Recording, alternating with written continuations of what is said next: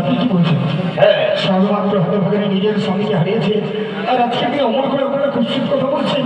ও মানব হয়ে যাও কোনোদিন ওই অগ্নিতে ঝম্প দিয়ে প্রতিশ করতে পারে? অসম্ভব।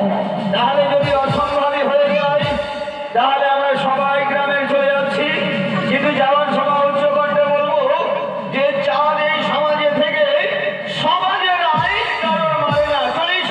যদি তাই হয়, আজকের দিনে আমার সংস্কারকে পেতে হলে যদি আমি সমাজকে অমান্য করতে পারি, আমি আমি সমাজকে মানব না। আমি আমার বলবার কথা শুনবো। আমি চাই না আমার কারণে আপনি এই সমাজের তুমি হয়তো জানো না, সে অগ্নিতে ধ্বংস দিতে যাচ্ছে, কিন্তু নিজেকে প্রাণকে হারিয়ে ফেলবে। স্বামীর জন্য যদি প্রাণ হারাই, এই তো বড় সৌভাগ্য গো বাবা। আজকের দিনে স্বামীর জন্য প্রাণ হারাবো, আমার মতো ভাগ্যবতী এই জগতে আর কয়জন রয়েছে? হ্যাঁ বাবা, আমি কথা দিচ্ছি, আজকের দিনে সমাজ প্রতিবছরই চা বলেছে, আমি তাতে রাজি বাবা। বেশ বাবা,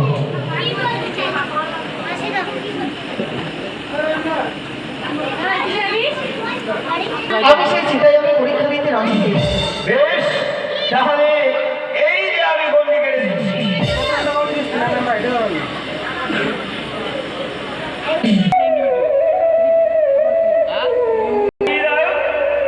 আর এই অগ্নিতে ঝম্প দিয়ে যদি বেহুলা ফিরে আসতে পারে, তবে বিশ্বাস করব যে তার প্রাণপতিকে ফিরিয়ে নিয়ে আসতে পারবে এবং যাদের আরো যে ছয়টি পুত্র মারা গেছিল তাদেরকেও ফিরিয়ে আনতে পারবে। স্টেজের মাঝখান দিয়ে এখন বর্তমান কেউ আর যাবেন না, আসবেন না।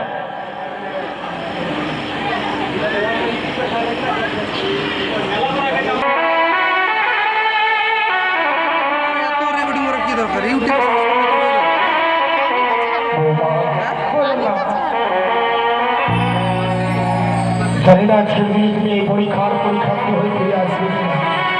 শুধু ঠাকুরের কাছে এই কামনা করবে, ঠাকুর যদি কোনোদিন তোমার কাছে কোনো পুণ্য করে থাকি, সমস্ত পুণ্যের ফল যেন তোমাকে দেয়, তোমাকে দেয় ভগবান।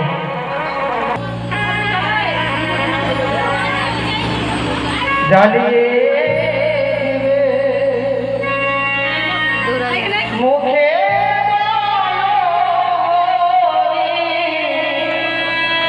হরি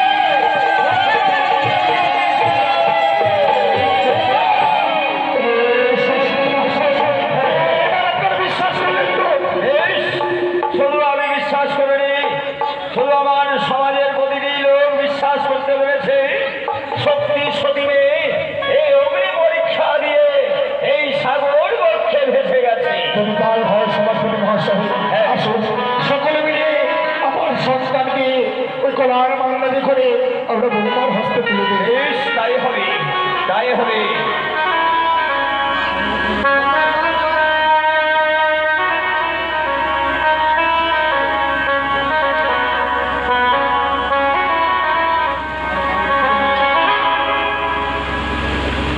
বাবা, আপনি আমায় আশীর্বাদ করুন যে নেওয়ার প্রতি আমি প্রাণ ফিরে পাই।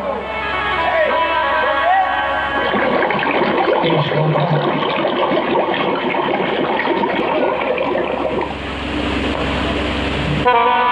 জানি না সেই আশা নিয়ে চলেছি স্বামীকে কখনো ফিরে পাবো কিনা, নাই আমার শেষ রাখা নিজেও জানি না বাবা। যদি ফিরে পাই আবার ফিরে আসবো। বৌমা, স্বামীকে যদি ফিরে না পাই আর কোনোদিন আমার সঙ্গে দেখা হবে না। বৌমা, বিদায় বাবা। প্রাণ ভরে আশীর্বাদ করছি। বিদায় বলো না বৌমা, বলো যে আসি। আজকের দিন আমার করে বিদায় যে বলতে নেই। বলো যে আসি। এভাবে কি করতে পারছি? ওই যেন কলার মাথা খালি না আসি মনে সুন্দর মাথা ছিল, সে যেন এই চিহ্ন করে যেন উদারের দিকে চলে যাচ্ছে। সমস্ত জন্মগ্রহণের প্রথমে সবাই মিলে বলো, জয় জয় বেহুলা সতীর জয়।